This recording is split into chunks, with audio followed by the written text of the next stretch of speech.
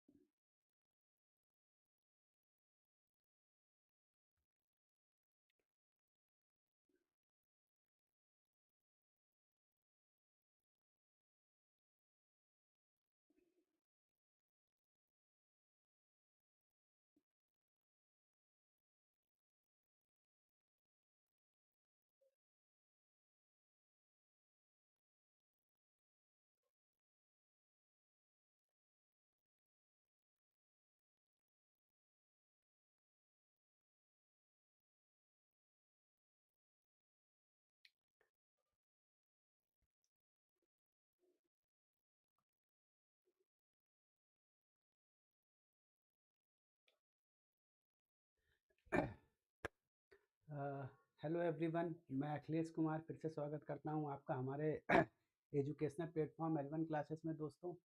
और पिछले कुछ लेक्चर्स में हम लोग साथ हैं। इनफैक्ट पिछले 8 लेक्चर्स में हम लोग साथ हैं, और इंक्लूडिंग जो 8 लेक्चर से पहले जो लेक्चर्स रहे थे उन सभी लेक्चर्स में हम लोग कुछ जो कह सकते हैं जो मेहमानगण जो हमारे आते थे उन लोगों के साथ काफ़ी सहयोग रहा है। तो उसी सहयोग के साथ हम आगे बढ़ते हुए ये जो प्रैक्टिस सेट लेके आए हैं, ये प्रैक्टिस सेट नंबर 9 लेके आए हैं। और आप सभी लोग जो लोग कल मौजूद थे या फिर जो उससे पहले लोग मौजूद थे उन लोगों से कहना चाहता हूँ कि जल्दी से जल्दी अगर आप ऑनलाइन जुड़ जाएं और इस प्लेटफॉर्म से जुड़ जाएं और कमेंट बॉक्स में आ पाएँ तो बहुत बहुत आभार रहेगा, क्योंकि मुझे लगता है कि ये जो क्लास होने वाली है, ठीक है, ये जो क्लास होने वाली है बहुत अच्छी और इम्पोर्टेंट क्लास होने वाली। कारण यह क्या है कि मैंने जो कोशिश की है कि कम से कम इसमें 25 से 30 क्वेश्चन आपको फ्रेश क्वेश्चन मिले। इनफैक्ट 25 क्वेश्चन तो आपको लगभग फ्रेश क्वेश्चन मिलेंगे मे बी, ठीक है। हो सकता है वो कहीं आए हों लेकिन मुझे कहीं दिखे नहीं। तो कोशिश की है मैंने 25 के लगभग फ्रेश क्वेश्चन देने की। और जो वो फ्रेश क्वेश्चन मैं ऑलरेडी आप लोगों को बताता हूँ। क्वेश्चन इस प्रकार से तैयार करने का प्रयास नहीं करता हूँ कि कुछ भी अनल गलत उसमें डाल दूँ, ठीक है। मेरा प्रयास रहता है कि जो टॉपिक्स होते हैं उन टॉपिक्स के रिलेटेड जो क्वेश्चन आए हुए होते हैं जिन चीज़ों को लेके, उन चीज़ों से ही जुड़े हुए कुछ दूसरे एस्पेक्ट्स जो होते हैं, जो दूसरे घटनाक्रम होते हैं, उन घटनाक्रम को उठा के क्वेश्चन तैयार करने का प्रयास करता हूँ। और उम्मीद करता हूँ वो क्वेश्चन आपको लाभ भी पहुँचाएँगे। तो मुझे लगता है कि ये जो क्लास होने वाली है ये बहुत अच्छी क्लास होने वाली है। अगर आप सभी लोग अ, प्रारंभिक तौर पे जुड़े रहेंगे, क्लास स्टार्ट करने के समय से ही जुड़े रहेंगे, तो अंतिम समय तक आपको उसका लाभ भी देखने को मिलेगा। क्या होता है कि आधी क्लास में जब बच्चे आते हैं तो लगभग आधे क्लास लगभग निकल चुकी हुई होती है, तो उसमें थोड़ा-सा प्रॉब्लम हो जाती है। बच्चों के लिए भी हो सकता है उनको दोबारा देखना पड़ता हो। लेकिन मुझे लगता है अगर अभी प्रारंभिक तौर पे अगर आप लोग जुड़ेंगे, शुरुआत में अगर आप लोग जुड़ेंगे, तो अंतिम तक आप लोगों को लाभ मिलता दिखाई देगा। तो पहले कह चुका हूँ, this class going to be hilarious class, और you have to send 25 question, at least 25 fresh question. तो you must watch and you should be attend this class as soon as possible, ठीक है। मेरा यही आप लोगों से अनुरोध है। अगर आप लोग जल्दी से जल्दी जुड़ पाएँ इस क्लास से, इस सेशन से, तो आप लोगों का बहुत बहुत बहुत आभार रहेगा। जो लोग भी सज्जन जो कल आए थे, जो बच्चे आए थे, कल जो दोस्त आए थे, मित्र आए थे, सभी लोगों को फिर से स्वागत करूँगा आपका, फिर से स्वागत रहेगा। और जल्दी से जल्दी अगर वो लोग जुड़ जाएँगे तो आप लोगों का आभार रहेगा। खैर दोस्तों, चलिए बात करते हैं किसी प्रकार के, मैंने पहले कई बार हमेशा चूँकि स्टार्टिंग में बोलना मेरी ड्यूटी है, ठीक है? और वो ज़रूरी हो जाता है कि अगर आपको किसी प्रकार की क्वेरी चाहिए सब्जेक्ट के रिगार्डिंग, ठीक है? और स्टडी मैनुअल के regarding, how to study and what is the what time to manage, how to manage the time in the classroom, in the examination hall, at least आपका जो schedule बनता है, ठीक है? तो मेरा कहना मतलब है जो आप शेड्यूल बनाएँगे, उस शेड्यूल को इस तरीके से बनाइएगा कि आपका जो चीज़ें क्लैश ना करें, ठीक? तो कोशिश कीजिएगा कि बहुत अच्छे ढंग से पढ़ने का। एग्ज़ाम करीब है, 2 से 3 महीने का लगभग समय होगा। तो उम्मीद करता हूँ जितने लोग भी तैयारी कर रहे हैं, सीरियस कैंडिडेट हैं, अच्छे कॉम्पिटिटर हैं, उन सभी लोगों का सिलेक्शन हो जाएगा इस बार और दोबारा उनको भर्ती देखने की आवश्यकता ना पड़े, ताकि दूसरे बच्चों को भी मौका मिल जाए, आप लोग अगर सेलेक्ट हो जाएँगे तो। तो इस प्रकार लोग सेलेक्टेड होते रहेंगे तो फिर दूसरे बच्चों को भी मौका मिलता रहेगा। तो आप लोग दोस्तों अगर किसी प्रकार की क्वेरी है, सामने आपके पास नंबर है, इस नंबर पे प्लीज़ कॉल करिएगा। कॉल करके क्वेरी करने का क्वेरी जो आपकी रहेगी, उसको सुलझाने का प्रयास किया जाएगा। इसके अलावा टेलीग्राम चैनल है, टेलीग्राम पे आप लोग जुड़ जाएँगे तो आपको क्लासरूम की जो भी इन्फॉर्मेशन है, वो इन्फॉर्मेशन आपको प्रोवाइड कर दी जाएगी और यूट्यूब पे हम लोग हैं ही हैं। आप लोगों का सहयोग थोड़ा बहुत जो मिल रहा है, मिल ही रहा है और व्हाट्सएप पे भी हम लोग मौजूद हैं, व्हाट्सएप पे भी आप लोग चैट कर सकते हैं और कॉल भी कर सकते हैं। तो आज का जो मैं पहले ही बता चुका हूँ लगभग 25 फ्रेश क्वेश्चन होंगे, तो ये क्लास बहुत अच्छी होने वाली है। अगर आप लोग अभी से ही जुड़ जाएँगे तो बहुत अच्छा रहेगा। टेलीग्राम चैनल आपके सामने मौजूद है, ठीक है? और यूट्यूब चैनल भी है। तो चलिए चलते हैं, शुरू करते हैं।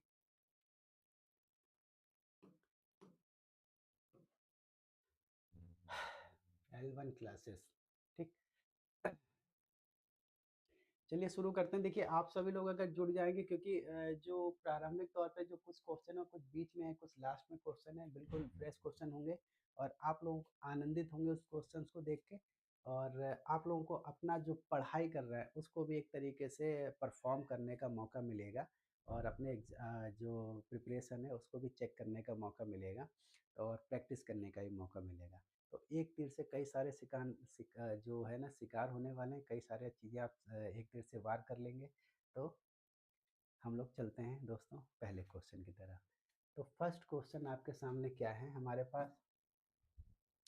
ये एक वक्तव्य है जो दिया गया हुआ है एक अंग्रेज द्वारा और किसके उपलक्ष्य में दिया गया है, किसने लिखा है कि हमें रणजीत सिंह की मृत्यु के पश्चात पंजाब को तुरंत विजित कर लेना चाहिए और सिंध को अपनी सीमा बना लेना चाहिए। कंपनी ने बड़े बड़े ऊँटों को खो चुकी है, इस मच्छर की बात ही क्या है कि किसने ये वक्तव्य दिया है।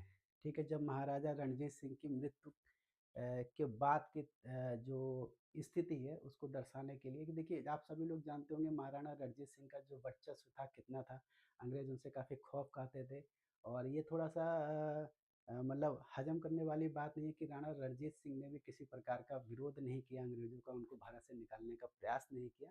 हालाँकि जो भी उनकी स्ट्रैटेजी रही हो वो एक अलग चीज़ है और अंग्रेज़ों ने भी जब तक वो जीवित रहे सिख साम्राज्य पे हाथ डालने का दुस्साहस नहीं किया।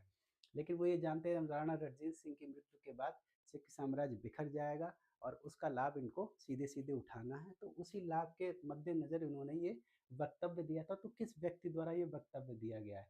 लॉर्ड हार्डिंग द्वारा, लॉर्ड एलन ब्रो द्वारा, ठीक है, लॉर्ड एलन ब्रो द्वारा, मेजर ब्रॉडफुट द्वारा और डब्ल्यू.एफ. ऑर्सबर्न द्वारा। किसके द्वारा ये वक्तव्य दिया गया है? बहुत इम्पोर्टेंट वक्तव्य है, बहुत कह सकते हैं कि क्रूशल वक्तव्य उनके द्वारा दिया हुआ। कह कहूँगा नहीं कि आ सकता है लेकिन इम्पोर्टेंट है, तो कहीं न कहीं हो सकता है यूजीसी नेट या फिर आपको जीडीसी में देखने को मिल जाए इस तरीके का कुछ चीज़ें। तो इसका आंसर होगा डब्ल्यू.एफ. ऑर्सबर्ग। क्या आंसर होगा? डब्ल्यू.एफ. ऑर्सबर्ग, उन्होंने ये वक्तव्य दिया था। सेकंड क्वेश्चन हमारा क्या कहता है? किस मराठा पेशवा ने इलाहाबाद में ईस्ट इंडिया कंपनी की पेंशन पर रह रहे मुगल बादशाह शाह आलम द्वितीय को पुनः 1771 में तख्त पर बैठाया था, पुनः 1771 में तख्त पर बैठाया था? ऑप्शन आपके सामने बालाजी, बाजीराव, नारायण राव, माधवराव प्रथम और माधवराव द्वितीय। माधवराव प्रथम और माधवराव द्वितीय किसने ये कार्य किया था? तो ये कार्य करने का जो श्रेय दिया जाता है, ये श्रेय दिया जाता है माधवराव प्रथम को। हालांकि इनका कार्यकाल बहुत कम वर्ष का रहा था। जब आप सभी लोग जानते होंगे जब पानीपत का तृतीय युद्ध हुआ था, तृतीय युद्ध के बाद मराठा साम्राज्य लगभग बिखर गया था। तो उसके बाद जो पेशवा बने थे, वो बने थे माधवराव प्रथम, जो पेशवा बने थे माधवराव प्रथम बने थे। और ये एक बहुत ही योग्य पेशवा थे और इन्होंने जल्द ही मराठा साम्राज्य को संयोजित करने का प्रयास किया और उसमें काफ़ी हद तक ये सफल भी रहे। दुर्भाग्यवश 1772 में इनकी अकाल मृत्यु हो गई और इसी के बारे में एक जो अंग्रेज़ थे, उन्होंने ये कहा था कि मराठों को जितना आघात पानीपत युद्ध में अहमद शाह अब्दाली ने नहीं पहुँचाया था, उतना आघात एक महान पेशवा के असमय मृत्यु ने पहुँचाया है। तो इनकी असमय मृत्यु के बाद ही मराठा साम्राज्य पूर्ण रूप से छिन्न-भिन्न हो गया और फाइनली वो अंग्रेज़ों की कठपुतली और इनफैक्ट अब फाइनली वो अंग्रेज़ों का साम्राज्य में शामिल कर लिया गया। तो माधवराव प्रथम 1771 और 1772 में ही इनकी डेथ हो गई थी दुर्भाग्यवश। अंग्रेज़ों और मराठों के बीच संधियों का क्रमानुसार हमें बताना है। अंग्रेज़ों और जो मराठों के बीच जो संधियाँ हुई थी, उन संधियों को हमें क्रम के अनुसार लगाना है। ठीक है? सूरत की संधि, पुरंदर की संधि, बडगाँव की संधि और सालबाई की संधि। ठीक है? जो प्रथम आंग्ल मराठा युद्ध है, उससे जुड़ी हुई कुछ संधियाँ हैं। प्रथम जो जो जो आप लोगों के लिए बहुत जानकारी होगी उसके बारे में। जो सूरत की संधि हुई थी 1775 में जो संधि हुई थी, ये हुई थी जो पेशवा रघुनाथ राव जो पेशवा थे, जिन्होंने जो उस समय के पेशवा थे उनकी हत्या करने के बाद जो पेशवा पद हथियाने का प्रयास किया था, तो उन्होंने अंग्रेज़ों से संधि की थी सूरत की संधि, ठीक है? और फिर अंग्रेज़ों और मराठों के बीच में पुरंदर की संधि हुई थी 1776 में। इस संधि को निष्क्रिय करने के फलस्वरूप चूँकि अंग्रेज़ों को इस संधि से अधिक लाभ था, तो उन्होंने पुरंदर की संधि को एक तरीके से डिनाई करने का प्रयास किया। तो इसी पक्ष में जो अंग्रेज़ों और मराठों के बीच में एक संघर्ष हुआ, बडगाँव के पास और बडगाँव के पास अंग्रेज़ी सेना को मराठा सेना ने हरा दिया और फिर ये बडगाँव की संधि हुई थी 1770 शायद 9 में, ठीक है? और फिर साल बाई की अंतिम रूप से अंग्रेज़ों को पराजित किया गया था। साल बाई की संधि हुई थी 1782 में और इसी संधि के बारे में वॉरेन हेस्टिंग्स कहता है कि इस संधि के बाद लगभग 20 वर्षों तक जो अंग्रेज़ों और मराठों के बीच का जो संघर्ष है, वो शांतिपूर्ण रहा था। तो देख लेते हैं कौन-सा है। तो 1, 2, 3, 4 1, 2, 3, 4 1, 2 1, 2, 3, 4 ठीक? इसका आंसर होगा डी। आगे चर्चा है संभाजी की विधवा जो संभाजी की विधवा थी यीशुबाई। यीशुबाई ने राजा राम की रक्षा के लिए राजा राम की रक्षा करते हुए मराठा सेना की कमान स्वयं संभाली थी, आप सभी लोग जानते हैं। और किसके विश्वासघात के कारण मुगलों ने रायगढ़ किले पर अधिकार कर लिया था। जो राजा राम रायगढ़ किले में थे और तो यीशुबाई ने एक कमान संभाले थे, उन्होंने रायगढ़ किले की रक्षा करने का प्रयास किया, परंतु एक जो मराठा सरदार थे उनके धोखा देने की वजह से वो रायगढ़ पे किले मुगलों ने फतेह कर लिया। अन्ना जी दत्तो, शांता जी घोरपड़े और सूर्या जी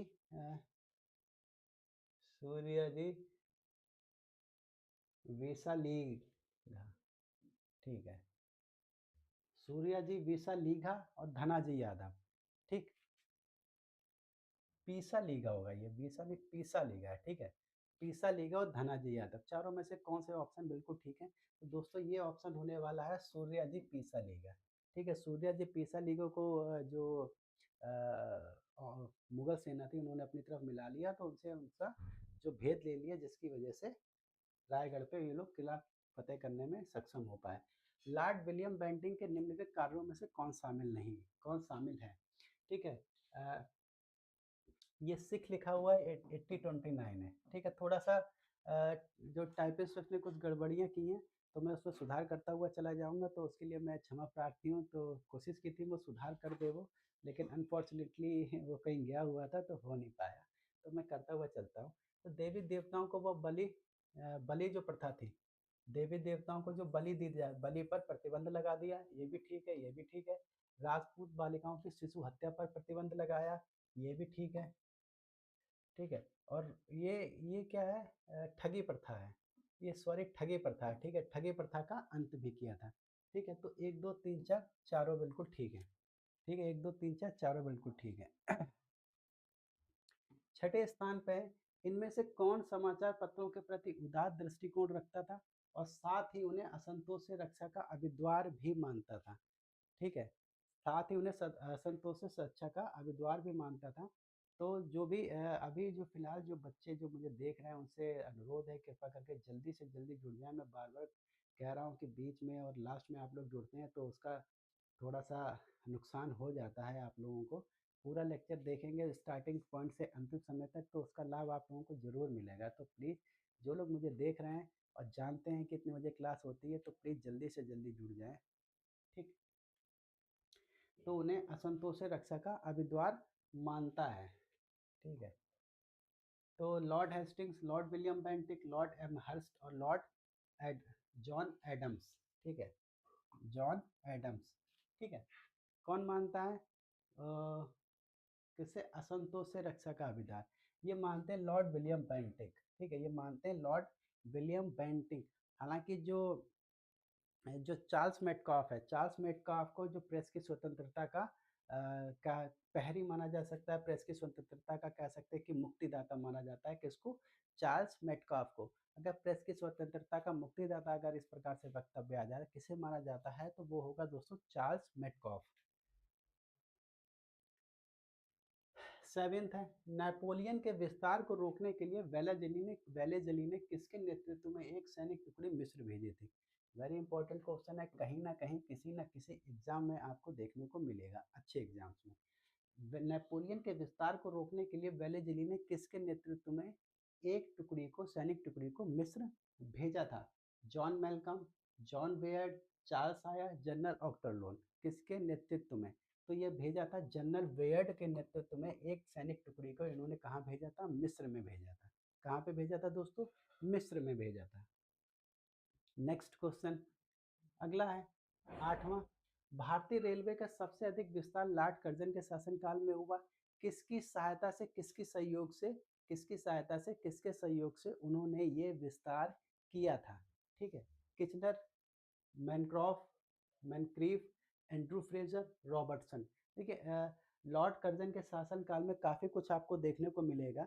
इसमें जैसे एंड्रू फ्रेजर था, एंड्रू फ्रेजर को पुलिस विभाग में जो सुधार थे, जो पुलिस विभाग विभाग में जो सुधार लाने थे, अभिनव नमस्कार, जो सुधार लाने थे उनके लिए एक समिति थी, कमेटी थी, उसमें अपॉइंट किया था। किचनर को एक तरीके से जो सैन्य विभाग थे उसमें सुधार वगैरह के लिए किया गया था। मैनक्रॉफ्ट को जो एग्रीकल्चर में, जहाँ तक मुझे याद है, और रॉबर्टसन बचे ये रेलवे से जुड़े हुए हैं, ठीक है, रेलवे में सुधार करने के लिए इनको अपॉइंट किया गया था, एक कमेटी बनाई गई थी। अगला है नाइन्थ क्वेश्चन, लॉर्ड रिपन के काल में प्रथम कारखाना अधिनियम 1988 में आया था और उसके विषय में क्या सत्य नहीं है? 1988 में फर्स्ट कारखाना अधिनियम आया था लॉर्ड रिपन के काल में, 8 का डी, ठीक है, ओके, 8 का डी बिल्कुल ठीक है। तो उसके बारे में क्या सही नहीं है? बाल श्रम को प्रतिबंध करने का प्रयास किया था, ठीक है, 7 वर्ष से कम आयु के बच्चों को कारखाने में रखने पर प्रतिबंध लगा दिया था। ठीक है, 12 वर्ष से कम आयु के बच्चों के लिए 9 घंटे कार्य निर्धारित कर दिए थे। क्या हुआ था, जैसे जहाँ पे जिस कारखाने में 100 लोगों की गैदरिंग होती थी, 100 लोगों की गैदरिंग होती थी, वहाँ पे 7 वर्ष से आयु के कम बच्चों के प्रतिबंध लगाया गया था और जो 12 वर्ष से कम आयु के बच्चे थे उनके लिए घंटे निर्धारित कर दिए गए थे, कितने घंटे? 9 घंटे। और उसके बाद महीने में कम से कम 3 अवकाश अनिवार्य कर दिए थे। तो इसका राइट आंसर क्या क्या सही नहीं है? तो जाहिर सी बात है ये सही नहीं होगा, महीने में कम से कम 3 अवकाश नहीं, कम से कम उसने 4 अवकाश की व्यवस्था की थी। कितने? 4 अवकाश की व्यवस्था की थी कि महीने में उन्हें 4 अवकाश मिलने चाहिए। ठीक, और वो जो परंपरा है आज भी हम, 9 का बी नहीं है, ठीक है, 9 का डी है अभिनव, 9 का डी है, महीने में कम से कम 4 अवकाश अनिवार्य होंगे। ये उन्होंने अपने जो नियम बनाए थे 1988 में। 9 का ए नहीं है, 9 का बी नहीं है, 9 का है डी। ठीक, चलिए आगे चलते हैं। निम्नलिखित में से किस संस्थान का गठन डॉक्टर बी आर अम्बेडकर ने नहीं किया था? डॉक्टर बी आर अम्बेडकर ने नहीं किया था। समाज समता संघ, ठीक है, और अनुसूचित जाति संघ, बहिष्कृत हितकारिणी सभा, और फिर क्या मिलता है? बहुजन समाज आंदोलन। इसमें से किस संघ की स्थापना डॉक्टर बी आर अम्बेडकर द्वारा नहीं की गई है? ठीक है, बताइए। ये भी अच्छा क्वेश्चन है, इंपॉर्टेंट। ठीक है, मैं पहले ही बता चुका हूँ, कम से कम इस लेक्चर में at least 25 fresh question, you have to see 25 fresh question. और these all are very important question for your examination purpose, upcoming examination TGT PGT GIC lecturer और UGC नेट और अदरवाइज GDC और assistant professor, these all are important question। ठीक है, अगर आप लोग बने रहेंगे जल्दी से जल्दी आएंगे तो कुछ नए क्वेश्चन आपको देखने को मिलेंगे। और मैं अनाप शनाप मैं पहले ही बता चुका हूँ, मैं अनाप शनाप क्वेश्चन नहीं बनाता हूँ जिससे आप लोग बेवजह से ही चिंतित हो यार ये हमको नहीं आता है।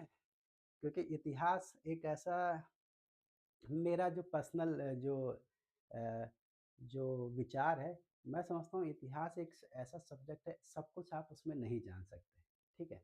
और ना ही सब कुछ एक किताब में मिल सकता है और ना ही सब कुछ आप याद रख सकते हैं। तो इतना ब्रॉड है, इतने ज़्यादा फैक्ट्स हैं, इतने ज़्यादा पॉइंट्स हैं, इतनी ज़्यादा चीज़ें हैं, तो मतलब एक देखा जाए तो हाउ कैन यू कैरी, ठीक है? नहीं कर सकते आप उसको कैरी। तो मेरा बस ये विचार है कि मैं ऐसे क्वेश्चन नए बनाने का प्रयास करता हूँ, जो कहीं न कहीं जो पुराने क्वेश्चन आए हुए हैं, कहीं न कहीं उन क्वेश्चन से वो कोरिलेट करते हैं, उन चीज़ों से वो कोरिलेट करते हैं। 10th का बी, डी में होगा, 10th का बी और डी में से होगा, ठीक है? इसका होगा ये, ठीक है? बहुजन समाज आंदोलन, 10th का डी है बहुजन समाज आंदोलन। आगे चलते हैं। ठीक है, लेक्चर अगर आप लोगों को पसंद आ रहा हो, छोटी सी रिक्वेस्ट ये है कि प्लीज़ अगर आप लोगों को लेक्चर पसंद आ रहा हो तो उसको चैनल को सब्सक्राइब कीजिएगा और उसको सब्सक्राइब कीजिएगा और टेलीग्राम पे जुड़िएगा और उसको लाइक कीजिएगा और दूसरे लोगों को भी शेयर करने का प्रयास कीजिएगा। महाराष्ट्र के रायगढ़ जिले में दलितों को सार्वजनिक तालाबों से पानी पीने के लिए अधिकार दिलाने के लिए डॉक्टर बी आर अम्बेडकर ने किस आंदोलन की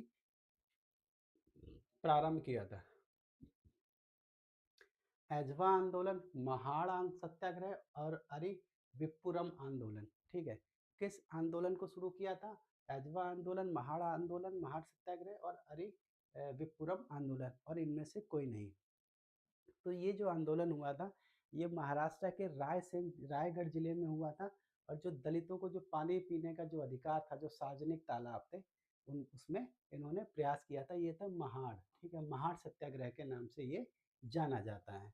अगला क्वेश्चन है हमारे सामने, मदन मोहन मालवीय की अध्यक्षता में गठित जलियांवाला बाग हत्याकांड जांच आयोग की रिपोर्ट का प्रारूप लिखने का कार्य किसको सौंपा गया था? प्रारूप लिखने का कार्य किसको सौंपा गया था? महात्मा गांधी, मोतीलाल नेहरू, प्रफुल्ल जयकर और अब्बास तैयब जी, ठीक है? महात्मा गांधी, मोतीलाल नेहरू, प्रफुल्ल जयकर और अब्बास तैयब जी।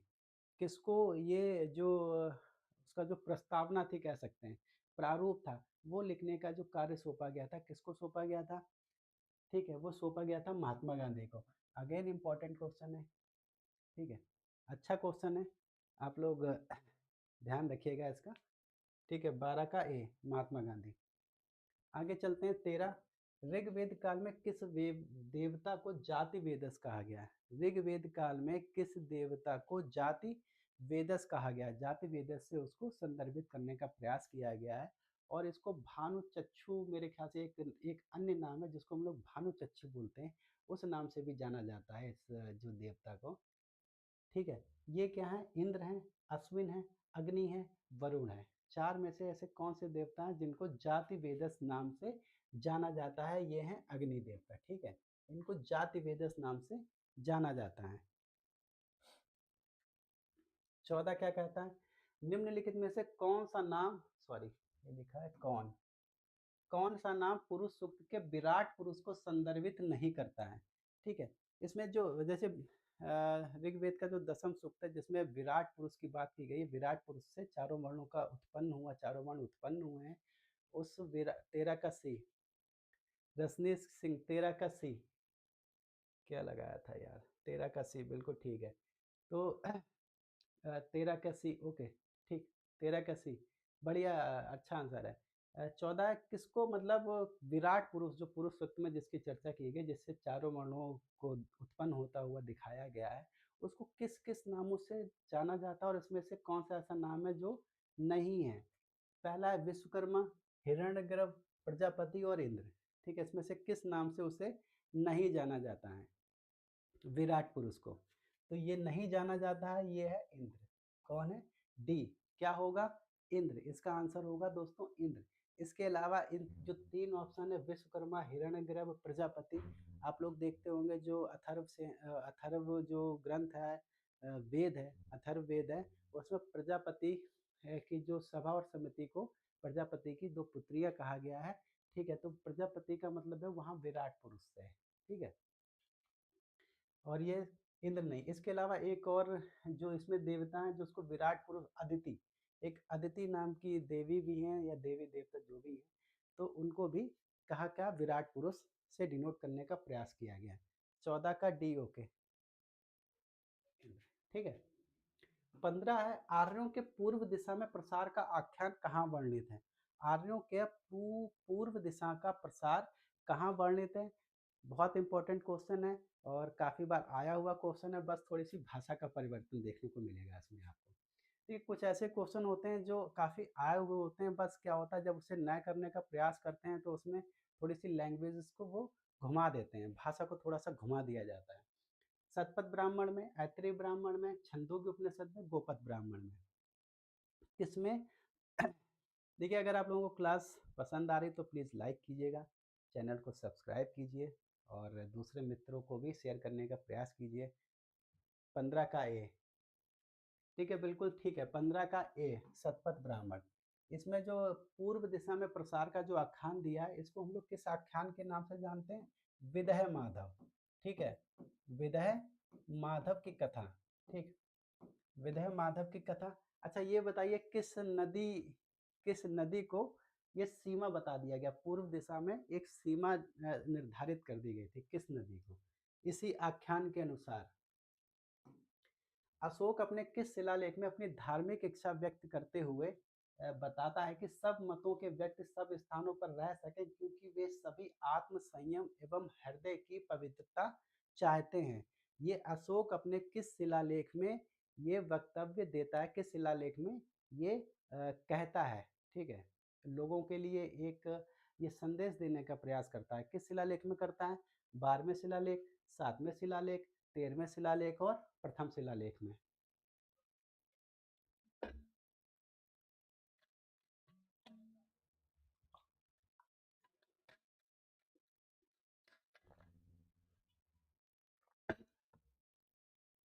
16 का है, 16 का सी, ठीक है, ये है 7वें शिलालेख।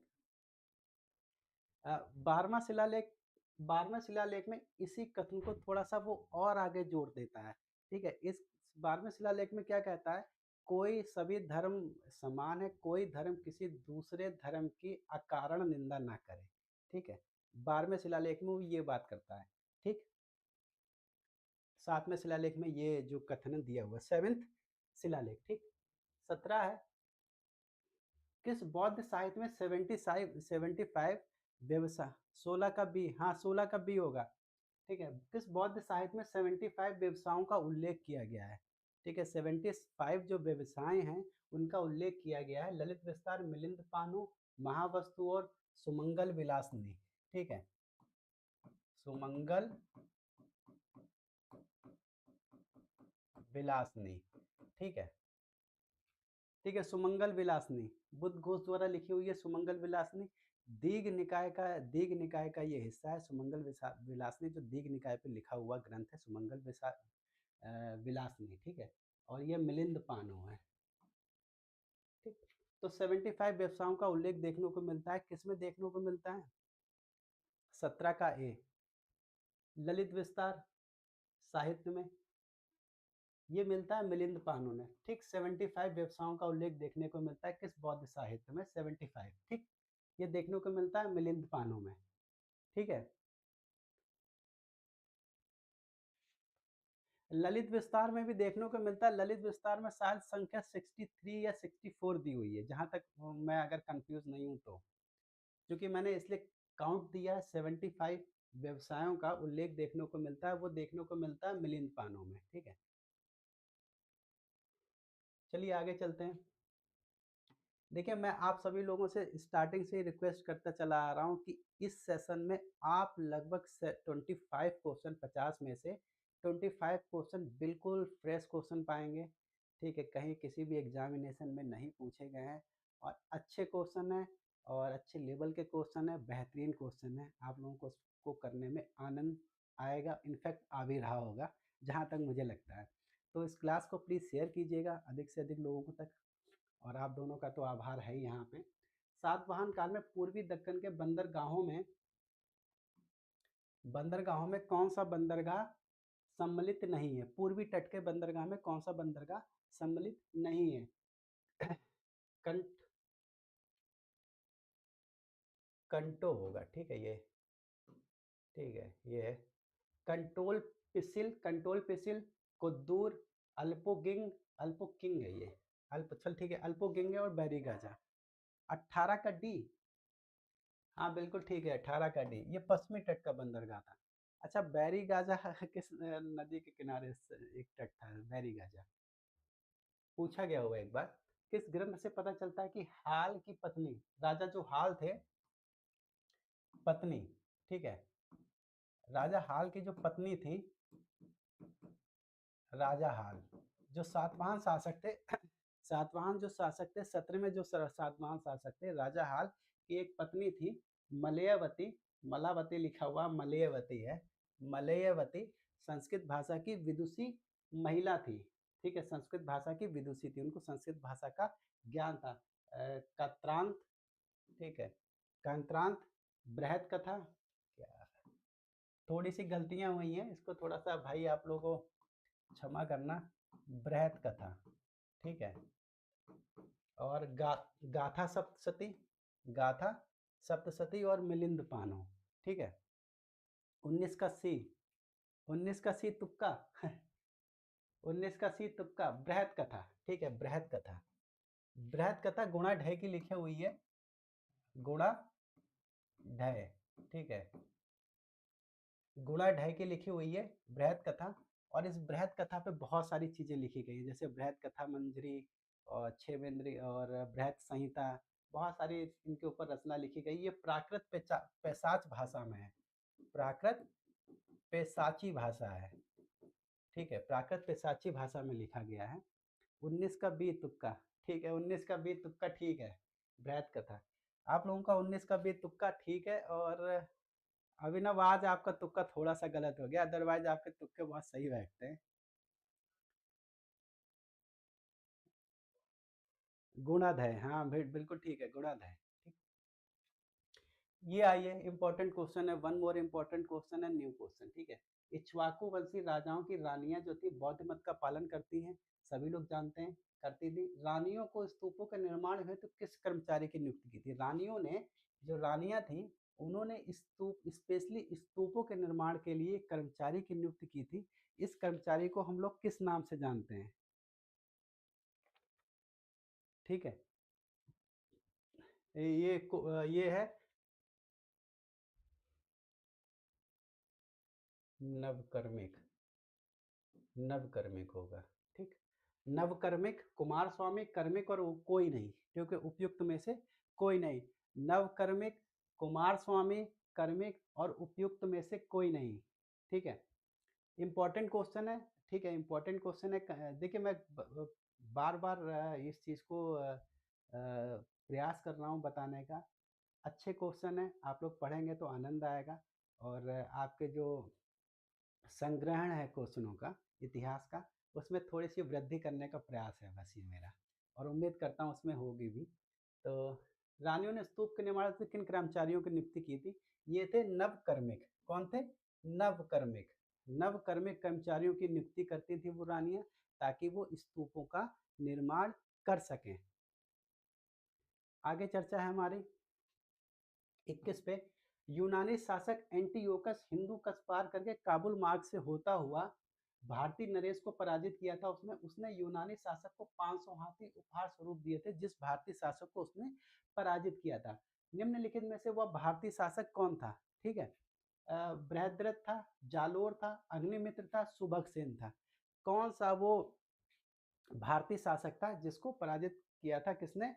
एंटीओकस ने, यूनानी शासक एंटीओकस ने। किसने पराजित किया था? यूनानी शासक एंटीओकस ने। ठीक है, 21वां क्वेश्चन है। उम्मीद करता हूँ आप लोग शेयर करेंगे चीज़ों को, और चैनल भी सब्सक्राइब करेंगे, और प्रयास करेंगे, लाइक भी कीजिएगा दोस्तों, थोड़ा सा लाइक भी करते रहिए। ठीक है। तो ये कौन थे? ये तो कौन थे? इनको क्या बोला जाता था? सुभग सेन। ये थे सुभग सेन, जिसको पराजित किया था किसने? एंटीओकस ने पराजित किया था। और पराजित करने के बाद जो एंटीओकस थे, जिसने पराजित किया सुभग सेन ने, उन्होंने 500 हाथी इनको गिफ्ट किए थे। संधि हो गई थी, पराजित होने के बाद इन्होंने उसकी अधिकारता स्वीकार कर ली थी, संधि हुई, 500 हाथी दिए और बहुत सारी स्वर्ण मुद्राएं भी किसको दी? एंटीओकस को। चलिए आगे चलते हैं। 21 का डी, सुभग सेन, बिल्कुल ठीक है, 21 का डी सुभग सेन। आगे चलते हैं।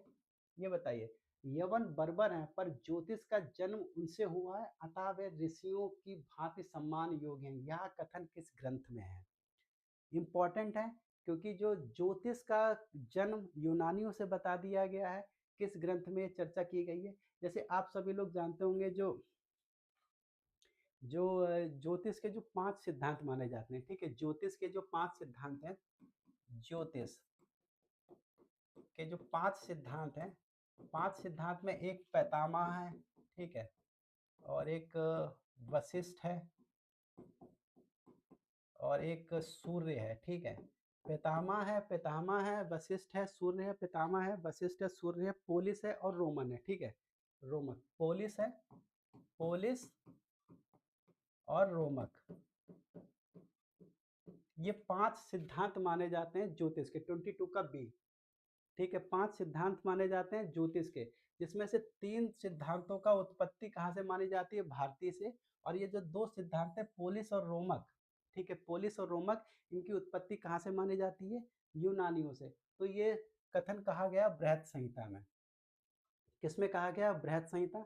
बृहत संहिता किसकी लिखी गई है? वारामिहिर की लिखी गई है। वारामिहिर इनके ऊपर एक तरीके से वो इनको मतलब एहसान मानता कि ये इन्होंने ये 2 सिद्धांत दिए थे। इंपॉर्टेंट है। आगे देखते हैं, निम्नलिखित 4 स्थानों में से बौद्ध संगतियों का सही कालानुक्रम हमको बताना है। वैशाली, राजगृह, कुंडलवन और पाटलिपुत्र, ठीक है। ये तो बहुत सिंपल सा सवाल है, आप सभी लोगों को आता होगा। 2 1 2 1 4 3 2 1 4 3, ठीक है, डी। इसमें सभी लोग बहुत अधिक इसमें नहीं खपाना है, ठीक है। राजगृह के समय में अजातशत्रु थे, महाकश्यप ने अध्यक्षता की थी, राजा शत्रु उसके शासक थे। वैशाली के समय में सब्बा ने अध्यक्षता की थी और कालाशोक उसके समय शासक थे। कुंडल वन चौथी बौद्ध संगति हुई थी, जिसके अध्यक्ष वसुमित्र थे और कनिष्क शासक थे। पाटलिपुत्र अशोक मोगलीपुत्र, ठीक। 22 का डी।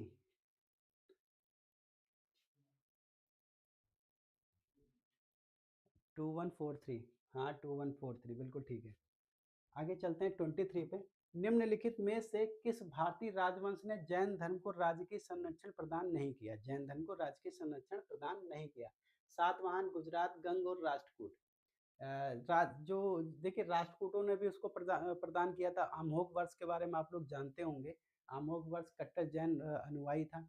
इसके अलावा गंग देश के लोग भी थे। जो गुजरात का सोलंकी राजवंश था, वो सोलंकी, जैसे कुमारपाल, ठीक है, कुमारपाल, जैसे सिद्धराज, जैसे बहुत सारे ऐसे शासक हुए थे, जो एकमात्र जैन धर्म को इन्होंने संरक्षण संरक्षण प्रदान नहीं किया है। किसने? सातवाहनों ने। देखिए, प्लीज़ आप लोग अधिक से अधिक कमेंट बॉक्स में आइए। 23 का ए, हाँ 23 का ए। सातवाहनों ने राजकीय संरक्षण प्रदान नहीं किया था। सातवाहनों ने राजकीय संरक्षण बौद्ध धर्म को भी प्रदान किया था, लेकिन जैनियों को राजकीय संरक्षण उन्होंने प्रदान नहीं किया था, ठीक है। राजकीय संरक्षण की बात हो रही है यहाँ पे, ठीक है। देखिए, यार, ये सब चीज़ें तैयार करने में बहुत मेहनत लगती है, मतलब अच्छी खासी मेहनत लग जाती है। चीज़ों को ढूँढना, बनाना, फिर तैयार करना और आपके सामने प्रस्तुत करना। तो आप लोगों से रिक्वेस्ट है, कम से कम मेहनत के नाम पे ही कम से कम आप लोग चीज़ें को शेयर कर दिया कीजिए, लाइक कर दिया कीजिए और अधिक से अधिक लोगों को जोड़ने का प्रयास करें। बुद्ध ने सर्वाधिक वर्षावास कहाँ बिताए थे? कुछ चीज़ें, थोड़े से क्वेश्चन ईज़ी भी रखे गए मॉडरेट क्वेश्चन के अलावा। श्रावस्ती में, ऋषिपत्तन ने, वैशाली में और राजगृह में। सर्वाधिक वर्षावास आप सभी लोगों को पता होगा, उन्होंने श्रावस्ती में सब सर्वाधिक वर्षावन उन्होंने श्रावस्ती में बिताए थे। और कितने वर्षावन उन्होंने श्रावस्ती में बिताए थे, आप सभी लोग बताइएगा। कितने वर्षावन श्रावस्ती में उन्होंने बिताए थे? 25 है। मेगास्थनीज द्वारा वर्णित 2 भारतीय देवताओं डायनोसियस एवं हेराक्लीज की सामान्यता पहचान किनसे की जाती है? डायनोसियस एवं हेराक्लीज की सामान्यता पहचान है किनसे की जाती है? यम, इंद्र यम, सूर्य एवं कार्तिकेय, अग्नि एवं वरुण और शिव एवं कृष्ण। किससे की जाती है? डायनोसियस एवं हेराक्लीज। ठीक है। अच्छा, कृष्ण की जो उपासना है वो मथुरा में बहुत प्रसिद्ध थी, मथुरा में की जाती है। इस बात का जो जिक्र है वो मेगास्थनीज की इंडिका में देखने को मिलता है। मेगास्थनीज ने इस बात का जिक्र किया है। इस चीज को ध्यान रखिएगा अगर क्वेश्चन पूछ लिया जाए तो। 26 है, वर्धमान महावीर निम्नलिखित में से किसके संबंधित है? पहला सारनाथ, अंतिम वैशाली।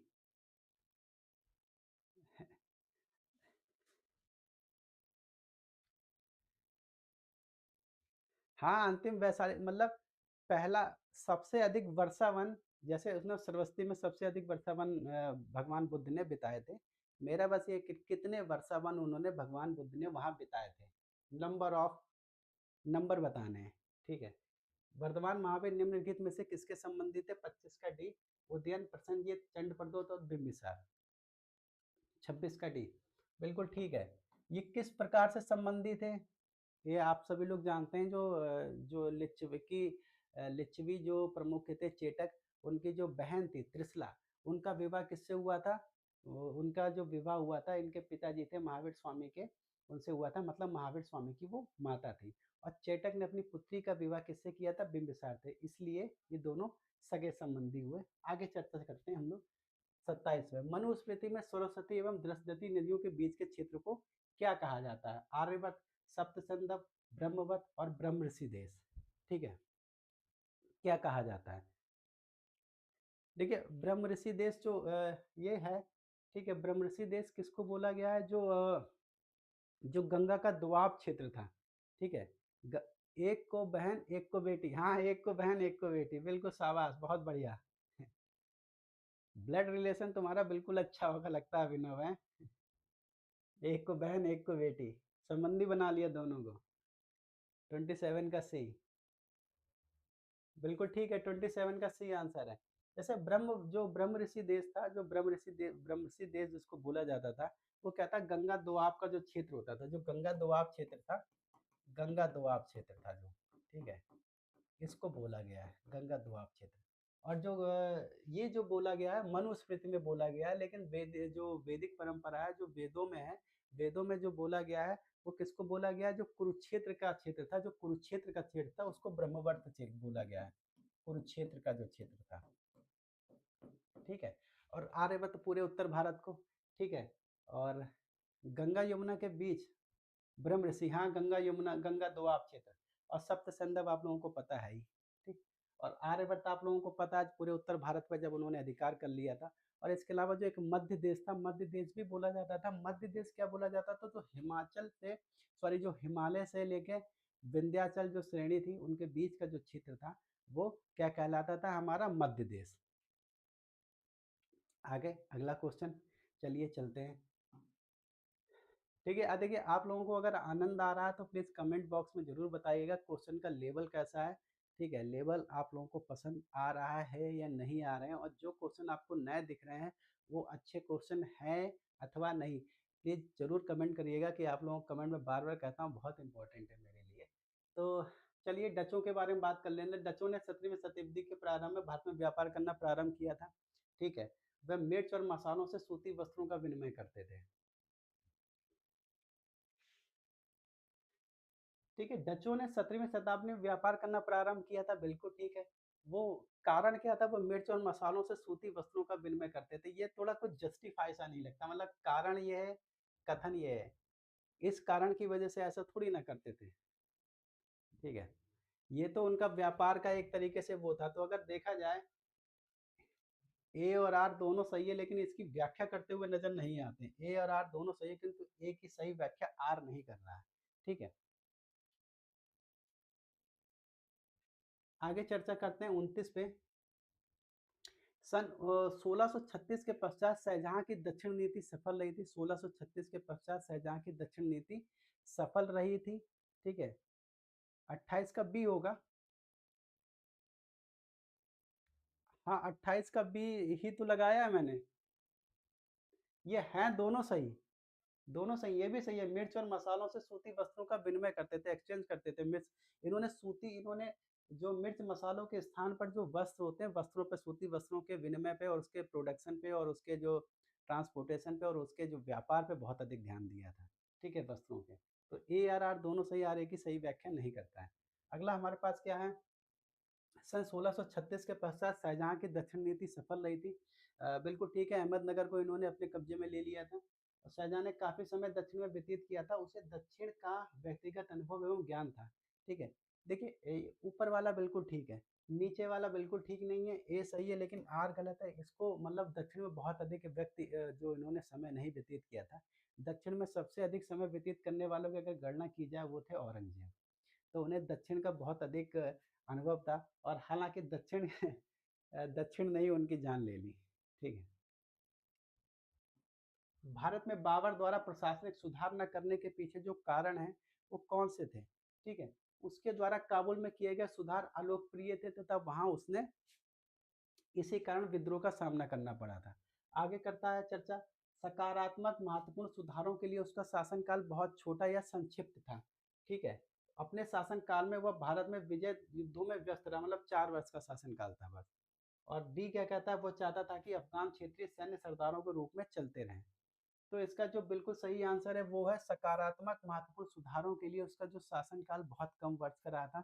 मात्र 4 वर्ष उसने शासन किया था, 1526 से लेकर 1530 तक। ठीक है, 1530 में उसकी मृत्यु हो गई थी। तो इसलिए उसने मात्र 4 वर्ष शासन किया था और इस 4 वर्षों में वो बस युद्ध में ही, अनावृत युद्ध में ही उलझा रहा। कोई नई व्यवस्थाएं, कुछ नया चीजें वो प्रारंभ नहीं कर पाया था। अगला है 31, दिल्ली के किस सुल्तान ने यह नियम बनाया था कि एक वर्ष में 30 का ए 30 का ए नहीं है अभिनव। आंसर बिल्कुल ठीक कर लीजिएगा, 30 का ए नहीं है। क्या लगाया था? 30 का बी। 30 का बी है, ठीक है। नहीं पूछा है।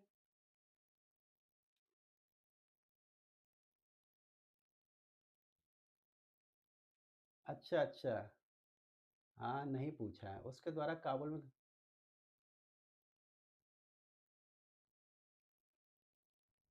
हाँ ये ठीक है, सही सही है, नहीं पूछा है। क्या हो रहा है, कल भी ये नहीं पूछा वाली गलती हो गई थी मुझसे। ठीक, चलिए, ये ठीक है, 30 का ये बिल्कुल ठीक है। हाँ, नहीं पूछा है, सही है। आगे आ जाते हैं 31 पे। दिल्ली के किस सुल्तान ने यह नियम बनाया कि किसी एक वर्ष में भू राजस्व में 1/10 से 1/11 से अधिक वृद्धि नहीं की जाएगी? तो ये अलाउद्दीन खिलजी, फिरोज शाह तुगलक, गयासुद्दीन तुगलक और सिकंदर लोधी। किसने ये नियम बनाया था? तो दोस्तों ये नियम बनाया था गयासुद्दीन तुगलक ने। ठीक है, किसने नियम बनाया था? गयासुद्दीन तुगलक में, तुगलक ने। और गयासुद्दीन तुगलक को आप लोग जानते हैं गाजी मलिक के नाम से भी जाना जाता है। बाद में जब इन्होंने शासन संभाला था तो गयासुद्दीन तुगलक के नाम से इन्होंने शासन संभाला था। 32 पे आते हैं। भारत के निम्नलिखित वायसरायों में से किसके समय में Indian Penal Code, Civil Procedure Code एवं क्रिमिनल प्रोसीजर कोड पारित किए थे? Lord Canning, Lord Mayo, Lord Lytton और लॉर्ड डफरिन। किसके शासनकाल में पारित किए गए थे? 31 का सी। थोड़ा सा पानी पी लिया जाए तब तक। आप लोग भाई एक 32वां देख लीजिए क्या कह रहा है।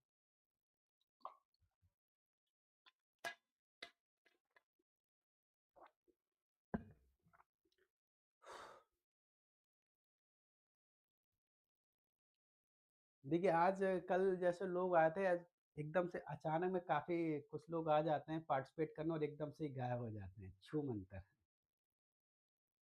तो उससे कहता हूँ रेगुलर आया कीजिए, तो वो पता नहीं है रेगुलर नहीं आ पाते हैं।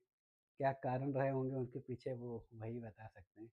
और गीता जी भी आजकल संभवतः नहीं आ रही हैं, शायद समय नहीं मिल पा रहा होगा उनको। लेकिन अगर वो देख रही होंगी तो उनसे यही अनुरोध है, कृपया करके आया कीजिए ताकि आप थोड़ा सा बेहतर हो पाए। पढ़ वढ़ तो आप रही होंगी। ठीक है, तो ये थे लॉर्ड कैनिंग। ठीक है, लॉर्ड कैनिंग के समय में ये पारित हुए थे। निम्नलिखित में से कौन एक सही नहीं है? एक मिनट, कौन सा सही सुमेलित है, सॉरी। कौन सा सही सुमेलियत है? The Indian opinion Annie Besant की नहीं है, महात्मा गांधी की है। The Indian unrest Subhash Chandra Bose की नहीं है, ठीक है। कॉमनवेल्थ महात्मा गांधी के नहीं है, एनी बेसेंट का नहीं है। Allen Octavian Hume William Baden burn, ठीक है। जो ऑक्टेवियन ह्यूम की जो जीवनी लिखी है वो विलियम बेडन बर्न द्वारा लिखी गई है, ठीक है। विलियम बेडन बर्न द्वारा लिखी गई है, ठीक है। 34 33 से सीधा 34, 33 कहाँ गया? हाँ ठीक।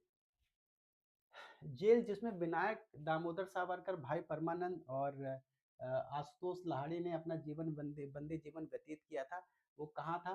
अलीपुर न्यू सेंट्रल जेल, मांडले जेल, तिहाड़ जेल और सेलुलर जेल। कहाँ पे उन्होंने अपना बंदी जीवन व्यतीत किया था? आप सभी लोग जानते हैं, सेलुलर जेल, ठीक है। सजाए काला पानी कहाँ? सेलुलर जेल, सजाए काला पानी। हर्ष के माने जाने वाले सोने के सिक्कों के पृष्ठभाग पर किसका अंकन है? ठीक है, हर्ष के समय के कुछ सोने सिक्के जारी किए गए हैं, उसमें बात की गई है कि उनके पृष्ठभाग पे किसका अंकन है? अवलोकतेश्वर का अंकन है, तारा का अंकन है, सूर्य का अंकन है और शिव पार्वती का अंकन है। किसका अंकन है? तो ये देखते हैं शिव पार्वती का, ठीक है। उसके पृष्ठभाग पे जो अंकन देखने को मिलता है, जो भगवान शिव है उनके जो वाहन है नंदी, उनका अंकन देखने को मिलता है। इसके अलावा शिव पार्वती का भी देखने को अंकन मिलता है। वैन सांग इनके बारे में चर्चा करता है कि जैसे कि ये बौद्ध होने से पहले शिव के भी उपासक थे। इनफैक्ट बौद्ध बनने के बाद भी बता रहे हैं ये एक सहिष्णु शासक की तरह इन्होंने कार्य किया था और ये शिव की भी उपासना किया करते थे। 35 का सी, ठीक है। 35 का डी, ओके डी।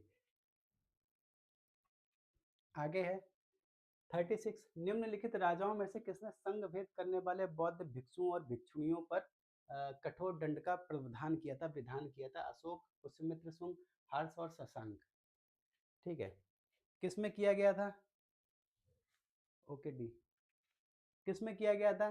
किसने किया था? ये किया था अशोक ने। अशोक का जो सांची स्तंभ लेख है, अशोक का जो सारनाथ और सांची स्तंभ लेख है, खासतौर से जब आप सांची स्तंभ लेख में देखेंगे, सांची स्तंभ लेख में अशोक संघ में विभेद पैदा करने वालों के लिए कठोर दंड के प्रावधान करता है। वो उसमें इस बात की घोषणा करता है कि अगर कोई व्यक्ति संघ में विभेद डालने का प्रयास किया जाएगा तो उसको सफेद वस्त्र डाल के अलग कर दिया जाएगा। हो सकता है कि एक परंपरा रही हो जिसके ऊपर सफ़ेद वस्त्र डाला जाता हो, वो मतलब उसको उस तरीके से डिनोट अपराधी के रूप में डिनोट करने का प्रयास किया जाता रहा होगा। 37 है, वह विदेशी यात्री कौन था जिसने तालीकोटा जो युद्ध हुआ था उस युद्ध का उपरांत विजयनगर का भ्रमण किया और उसका वर्णन किया था? ये था Abdul Razzaq, Caesar Frederick, Nicolo Conti और नूनिस, ठीक है। किसने भ्रमण किया था? युद्ध के तत्काल बाद सारनाथ, सांची, कौशाम्बी, बिल्कुल ठीक है। सारनाथ, सांची, कौशाम्बी में वो इस प्रकार की घोषणा करता हुआ नजर आता है। तो ये किया था सीजर फ्रेडरिक ने। कहाँ किया था? सीजर फ्रेडरिक ने। इट्स 37। दिल्ली में खैरुल मंजिल नामक मदरसे का निर्माण किसके द्वारा करवाया गया था? दिल्ली में खैरुल मंजिल नामक मदरसे का निर्माण किसके द्वारा करवाया गया था? हमीदा बानो बेगम, गुलबदन बेगम, महम अंगा और शाह बेगम। किसके द्वारा करवाया गया था? दोस्तों ये करवाया गया था महम अंगा के द्वारा, ठीक है। जो इनकी जो अकबर की जो विमाता कह सकते हैं, जिनका इन्होंने पालन पोषण किया था अकबर ने, तो उन्होंने ये एक खैर मंजिल नाम का एक वो बनवाया था, मदरसा। चलिए आगे चलते हैं। The prospects of Jesus, the guide to peace and happiness नामक शीर्षक पुस्तकों का निम्नलिखित में से किसने लेख लिखा है? किसने लिखा है? Raja Ram Mohan Roy, Michael Madhusudan Dutt, Thomas Babington Macaulay और विलियम कैरे। किसने लिखे हैं ये जो पंपलेट्स हैं? The prospects of Jesus, the guide to peace and happiness, किसने लिखा है? ये लिखे राजा राम मोहन रॉय द्वारा। किसके द्वारा लिखे गए? राजा राम मोहन रॉय के द्वारा, ठीक है। आगे चर्चा करते हैं हम लोग 40 पे। इंडियन लीग तथा इंडियन नेशनल कॉन्फ्रेंस नामक राजनीतिक संगठनों का संस्थापक कौन था? इंडियन लीग और सॉरी, इंडियन लीग तथा इंडियन नेशनल कॉन्फ्रेंस नामक राजनीतिक संस्थानों का संस्थापक कौन था? गोपाल कृष्ण गोखले, सुरेंद्र नाथ बनर्जी, रहमतुल्ला सयानी और डब्ल्यू सी बनर्जी।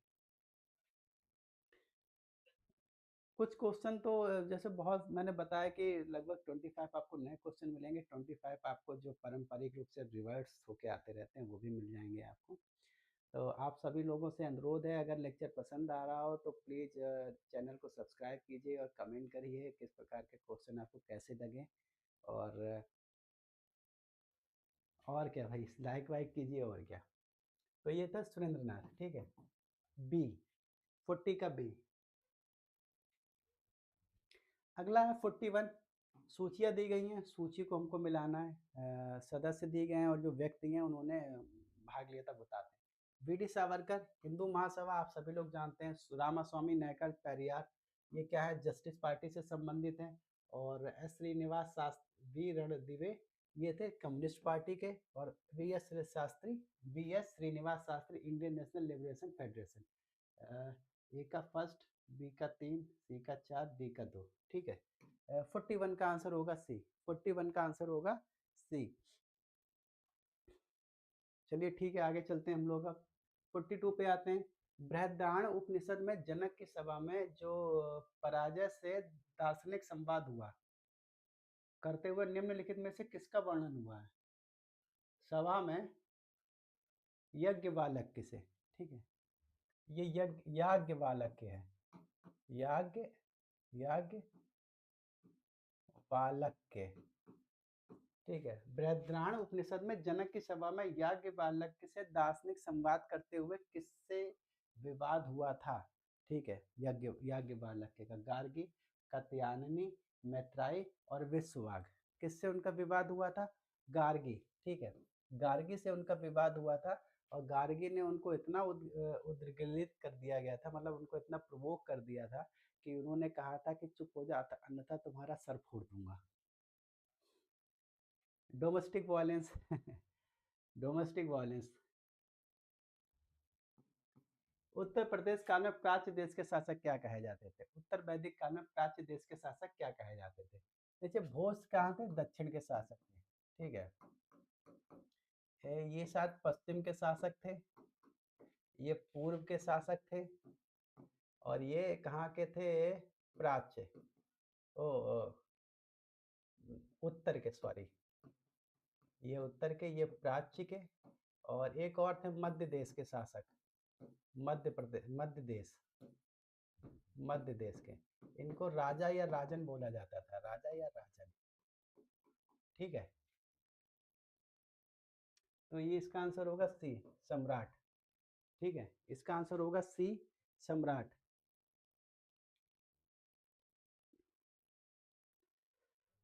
ओह,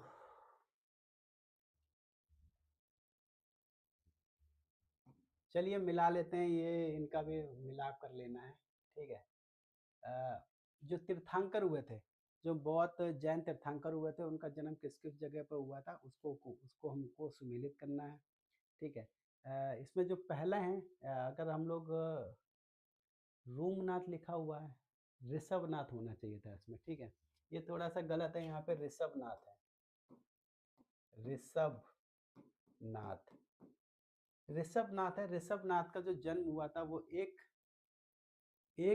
एकराट होते थे। हाँ, एक एकराट होते थे। एक रूप ऋषभनाथ थे अयोध्या के, ठीक है। ऋषभनाथ अयोध्या थे। पार्श्वनाथ थे किसके? काशी नरेश के जो पुत्र थे वो थे, काशी नरेश के जो पुत्र थे वो कौन थे? पार्श्वनाथ थे। और जिन्हों पार्श्वनाथ को जो उनकी जो तपोभूमि बोली जाती वो अहिच्छत्र बोली जाती। क्या बोली जाती है? अहिच्छत्र। और संभवनाथ थे, संभवनाथ थे श्रावस्ती के, ठीक है। संभवनाथ थे श्रावस्ती के। और ये कौन से नाथ हैं यार, ये तो गड़बड़ हो गया। बाकी बचा कौशाम्बी, ठीक है। ये क्वेश्चन थोड़ा सा कुछ मुझे लगता है बहुत सही से टाइपिस्ट ने सही से नहीं बनाया है, ठीक। कौशाम्बी शायद ये मेरे ख्याल से जहाँ तक है पद्मनाथ है, पद्मनाथ, ठीक है। कौशाम्बी, श्रावस्ती, संभवनाथ, नाथ, ठीक है। ए का 4, ए का 4, यही होगा फिर। ए का 4, बी का 3, सी का 2, डी का 1, ठीक है। महावंश के अनुसार तृतीय बौद्ध संगति के पश्चात हिमालय क्षेत्र में कौन गया था? तृतीय बौद्ध संगति के अनुसार हिमालय क्षेत्र में कौन गया था, ठीक है। मज्जिम गया था, रक्षित गया था, धर्मरक्षित गया था और महादेव गए थे। ठीक है? जैसे जब वो महावंश के अनुसार तृतीय बौद्ध संगति हुई थी पाटलिपुत्र में, और उसके बाद अशोक ने जो धर्म महापात्र कह सकते हैं या फिर जो धर्म प्रचारक थे, उनको देश विदेश के अलग अलग हिस्सों में भेजा गया। उसमें से जो मज्झंतिक जिनको हम बोला जाता है,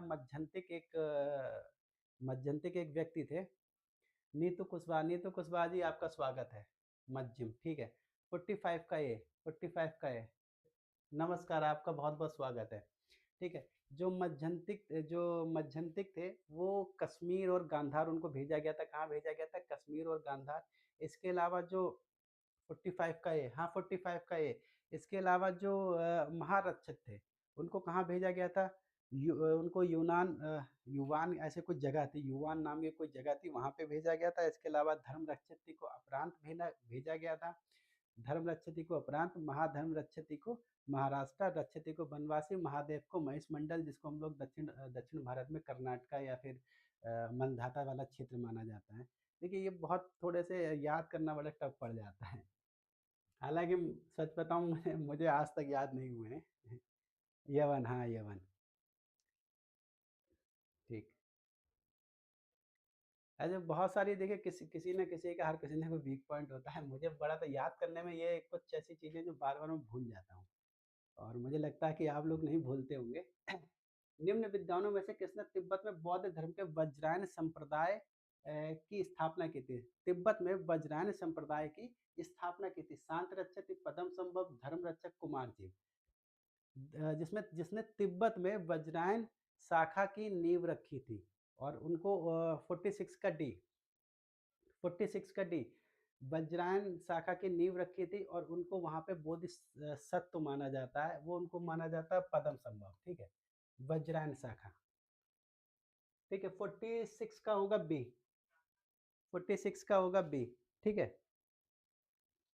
46 का बी, ठीक है। शकद्वीप अ, से शकद्वीप से संदर्भ किस क्षेत्र का है? ठीक है। शकद्वीप से संदर्भ किस क्षेत्र से माना जाता है? जो शकद्वीप है, जिसको शकद्वीप बोला जाता है, शकों का द्वीप, मतलब शकों का वहां पे निवास हुआ था, उनको किस क्षेत्र से माना गया है? घाटी है, ठीक है। हेलमंड घाटी, डा है ये। हेलमंड घाटी। कीपिन का मतलब यहाँ पे कपिसा से है, ठीक है। कीपिन का मतलब है कपिसा से है।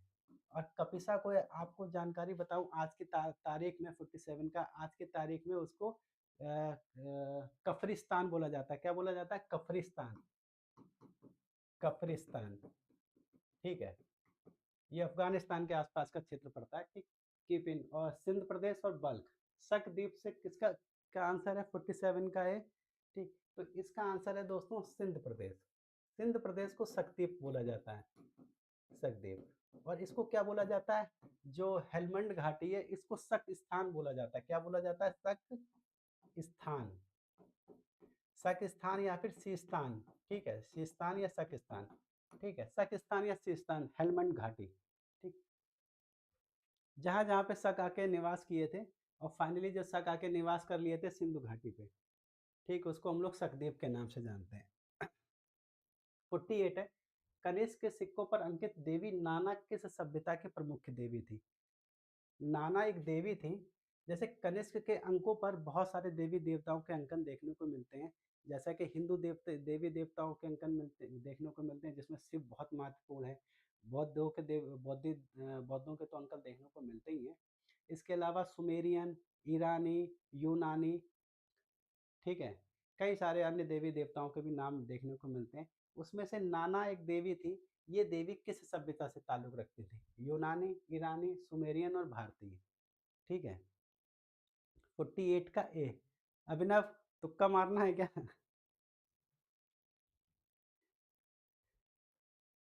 ठीक है। तो ये इसका जवाब है, सुमेरियन देवी थी। कौन सी देवी थी ये दोस्तों? सुमेरियन देवी थी। नाना जो देवी थी, ये कौन थी? सुमेरियन देवी थी। इनका अंकन भी कनिष्क के सिक्कों पे देखने को मिलता है, ठीक है। सॉरी। 49,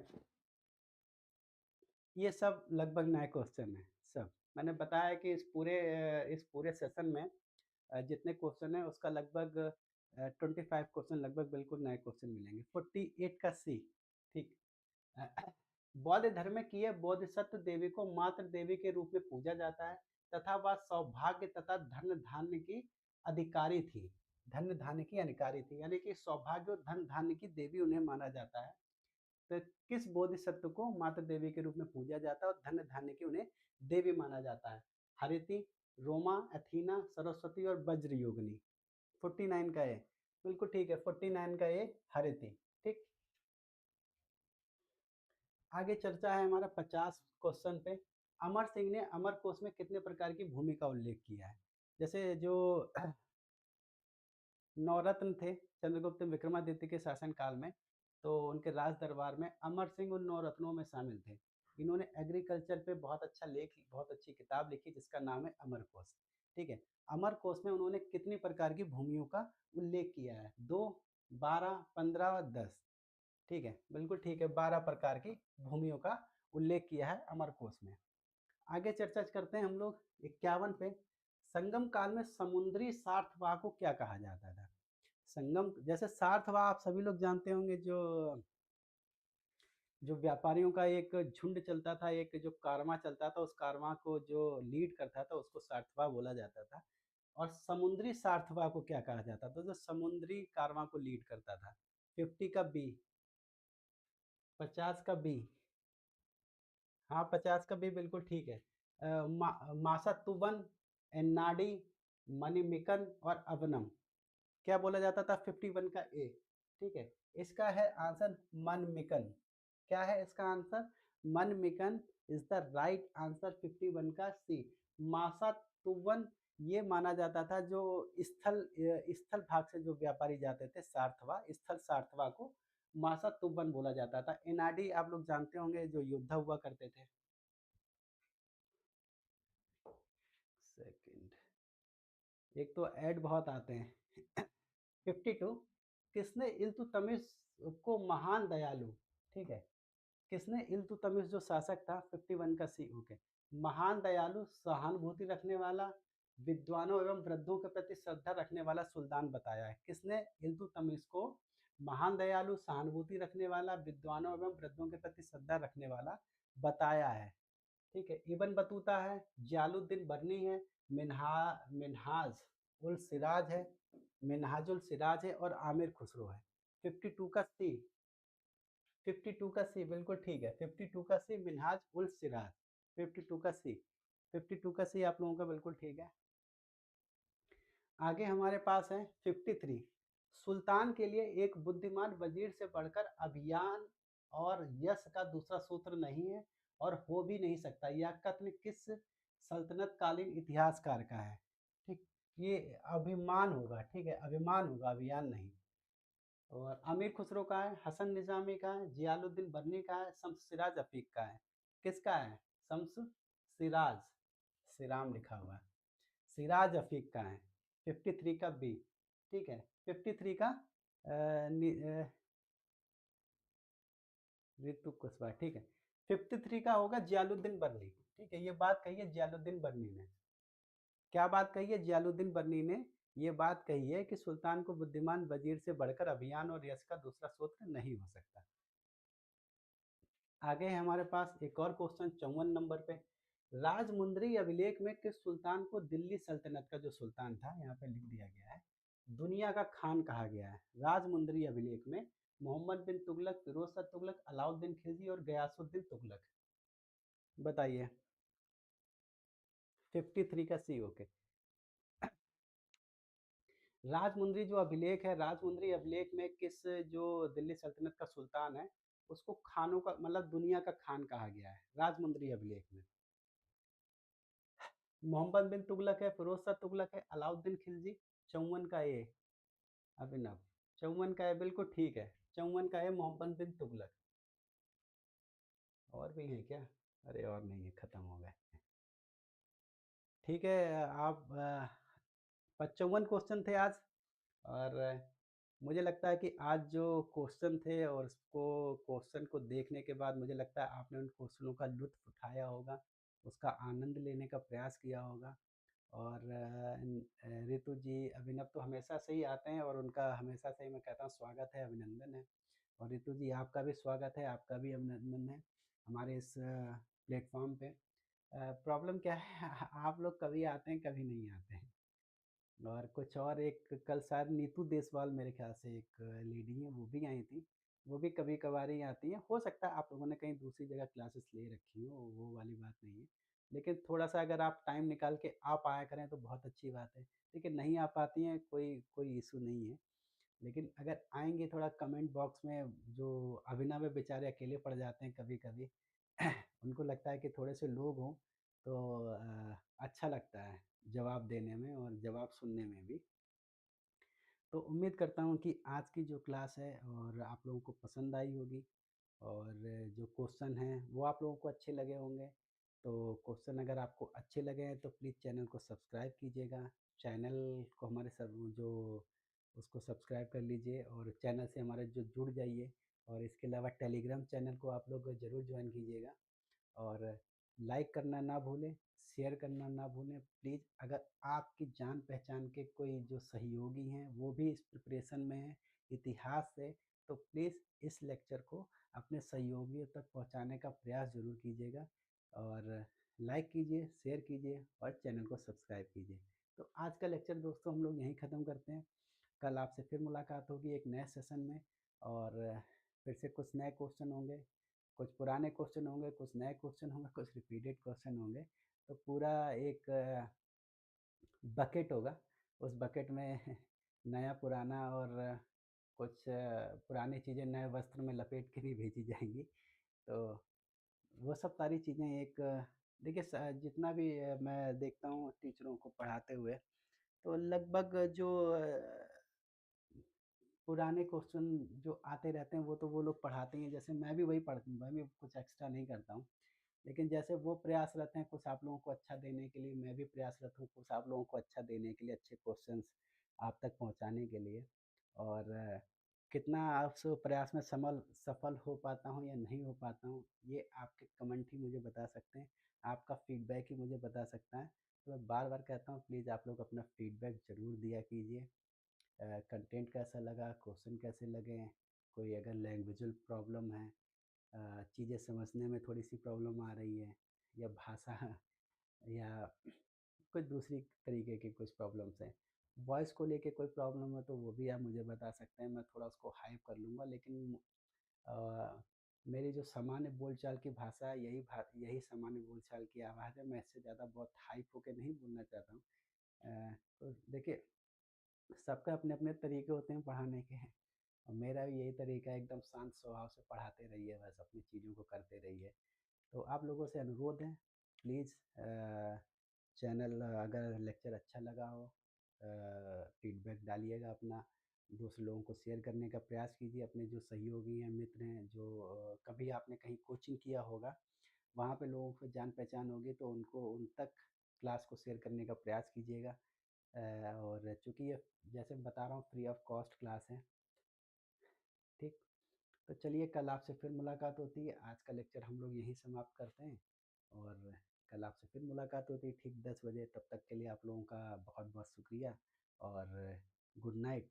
अच्छे से सोइए, स्वास्थ्य का ध्यान रखिए, ठीक है? चलिए गुड नाइट।